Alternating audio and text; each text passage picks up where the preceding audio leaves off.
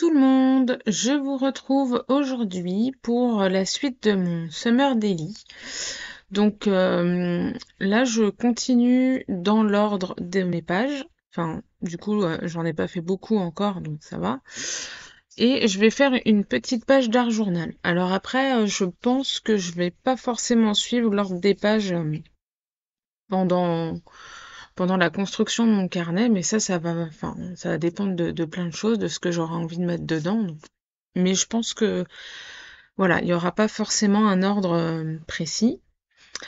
Donc là, j'avais envie juste de faire une petite page d'art journal. Je suis pas encore en vacances, mais voilà, je j'ai pas encore planifié certaines choses, mais j'ai envie de le remplir ce petit carnet. Donc je commence par une petite page d'art journal. Et donc pour faire le fond, j'utilise deux Distress Oxide, la Antique Linen pour la partie basse, pour un peu le couleur sable, et la Salvaged Patina pour la partie haute, un peu côté ciel. J'utilise aussi deux pochoirs. Il y a le pochoir bar que vous me voyez utiliser là tout de suite pour donner un petit peu de relief, de texture à mon fond. Et puis, il y aura le pochoir Hill. Donc, c'est un pochoir qui est sorti il y a 2 ans. Et vous allez voir, il représente un coucher de soleil avec la mer. Il y a un petit bateau et puis deux palmiers dessus. Mais moi, je vais utiliser qu'une petite partie du pochoir, celle avec le soleil et les rayons de soleil, en fait, qui me, qui me plaisaient bien pour la construction de ma page d'art journal. Donc cette petite page, elle reste assez simple, hein. C'est déjà le format est petit. Donc moi je voulais quand même un carnet petit parce que en été on a envie de scraper mais on n'a pas forcément le temps non plus. Voilà, on a les sorties et puis bon voilà, on veut se changer les idées mais on peut avoir des petits temps aussi de répit, de repos et euh, et je trouvais ça sympa d'avoir un carnet pour ça. Et j'étais d'ailleurs partie dans l'idée au départ d'utiliser que la collection Road Trip, mais euh, mais je trouvais que, enfin, en faisant un petit peu le carnet, je me suis dit que ce serait peut-être un peu trop juste d'utiliser que cette collection. Déjà parce que on a des tampons des années précédentes qui sont très très bien, qui peuvent très très bien compléter tous les embellissements pour l'été. Et puis si je veux pas rester trop dans quelque chose d'uniforme où c'est tout pareil, il y a quand même pas mal de pages. Voilà, je pense que je vais quand même utiliser d'autres tampons. Et puis bon, c'est l'avantage aussi avec la marque Graffiti Girl, hein. Il y a ce côté intemporel et puis tout va bien ensemble, donc il n'y a pas de souci pour ça et ça va me permettre de vraiment un peu plus m'amuser, même si j'ai quand même pas envie d'utiliser trop de produits dans le carnet.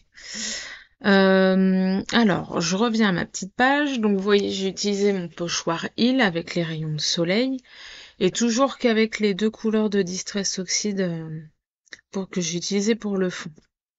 Euh, Pour continuer ma mise en page, là j'utilise les palmiers de la planche tropicale. Donc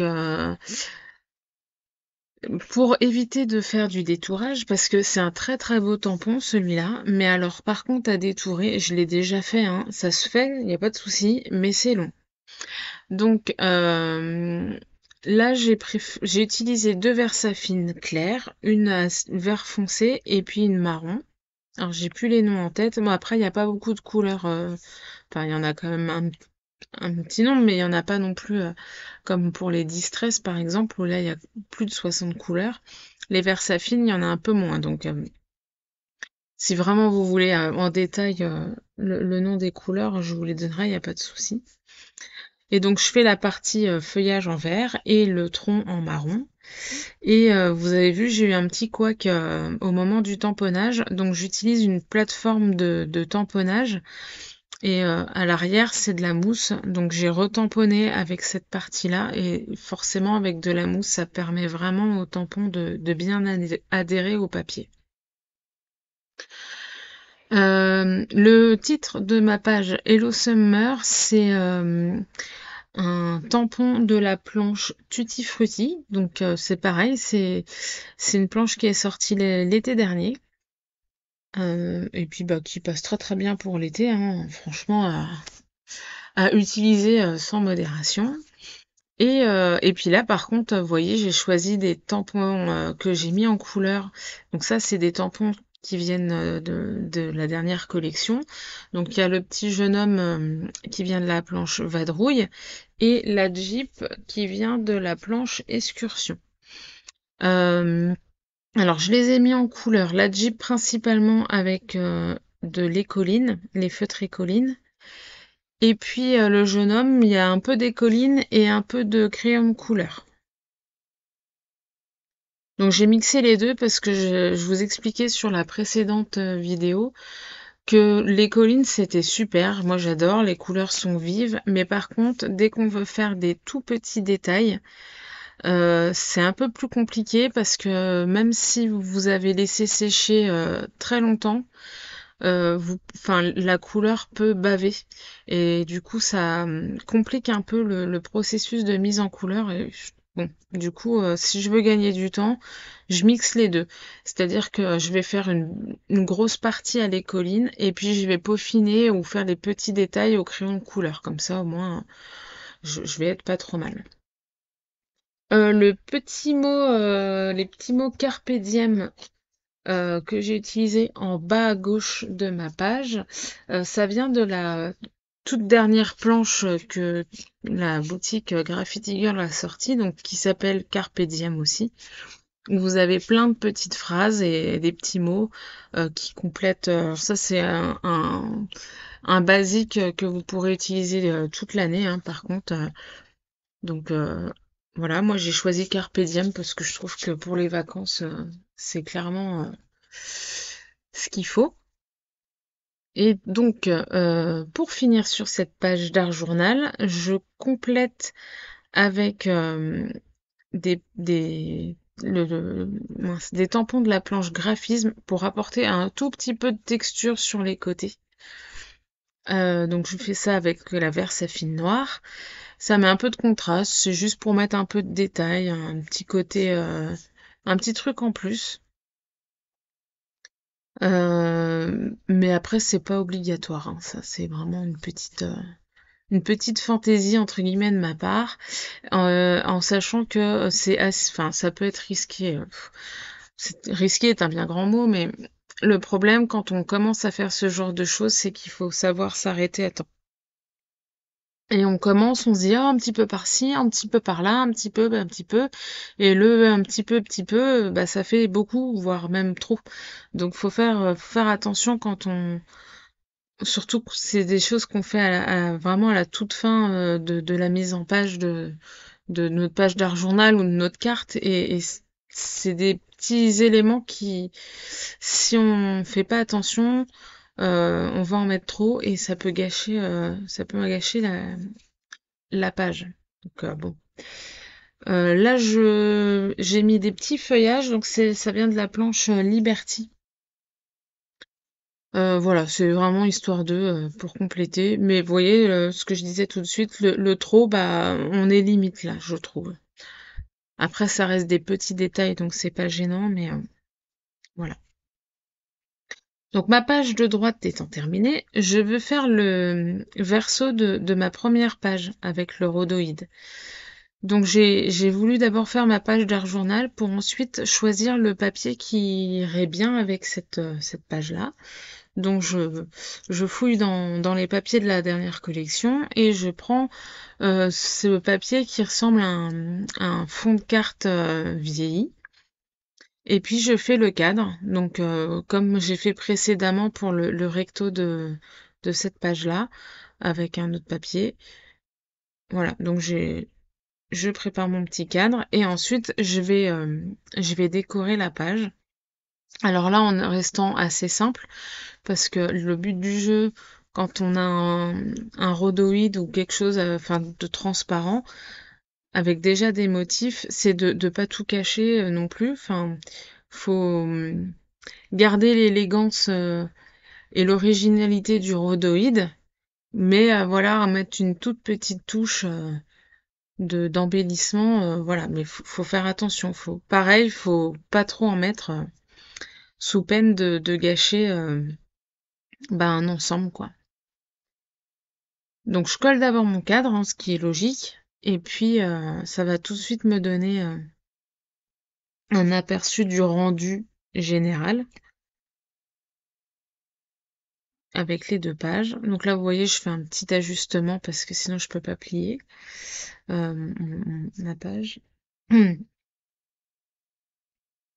colle toujours avec du double face. Je trouve que c'est super pratique. Enfin, je parle pour les papiers. Hum, Tout simplement parce que parfois la colle est trop liquide et ça fait gondoler le papier.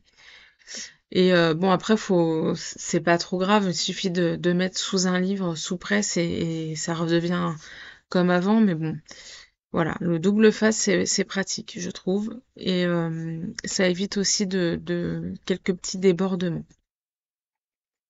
Alors là, vous voyez, justement, j'utilise tout ce que je viens de sortir du petit sachet, c'est des tampons, des planches pour l'été, des planches des années précédentes. Donc il y a un peu de tout. Je regarde, je fais un peu le tri. Il y a des choses que j'avais déjà mis en couleur, parce que vous savez, hein, j'aime bien de temps en temps me prendre des petits temps où je vais juste mettre les tamponnages en couleur pour préparer et pour ensuite m'avancer sur des projets, ou du moins me permettre de faire des petits projets sur des temps assez courts. Vous voyez, par exemple, cette double page, j'ai dû mettre 1 heure et demie, mais mine de rien, j'ai pas fait de colorisation, donc je vais gagner du temps. Il y a certains, par exemple, le jeune homme, je pense que j'ai bien dû y passer 45 minutes, 1 heure pour le mettre en couleur. Donc déjà, j'ai gagné 45 minutes. Et puis bah tout ce que je mets en couleur, voilà, c'est soit je les mets par collection, soit je les mets dans ma petite boîte et puis je fouille dedans. Des fois c'est sympa. Ça fait la petite boîte à trésors hein, pour fouiller et pour faire. On sort une page avec ça. Donc là l'idée pour décorer ma page, c'est de rester sur le même type d'embellissement que sur le recto. Donc l'avantage là par exemple avec les petits ronds de la planche de die cut paysage, c'est que je les ai tous découpés à la perforatrice. Donc je suis sûre qu'ils sont tous de la même taille. Donc forcément si je superpose mes ronds, comme vous voyez ici, ça va cacher le recto va cacher le verso et vice versa. L'étiquette c'est pareil, les étiquettes elles font plus ou moins la même taille. Finalement, il y a que la fleur et la voiture qui est de l'autre côté qui vont pas être de la même taille, mais c'est pas gênant parce que ça cache quand même un petit peu euh, l'embellissement qu'il y a de chaque côté.